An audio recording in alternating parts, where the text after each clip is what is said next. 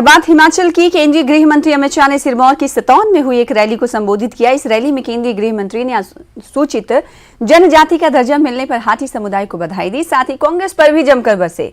अमित शाह ने कहा कि इस बार हिमाचल में रिवाज बदलेगा और बीजेपी 2/3 बहुमत के साथ सरकार बनाएगी।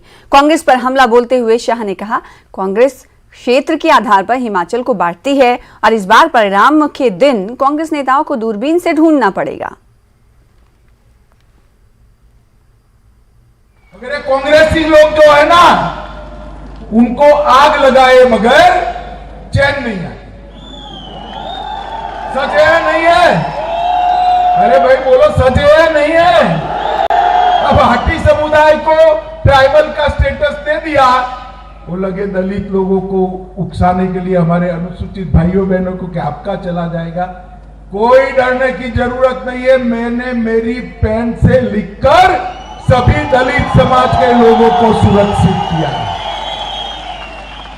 इस क्षेत्र के सारे अनुसूचित जाति के भाइयों बहनों को मैं कहने आया हूं, ये कांग्रेस का काम झगड़ा लगाना है।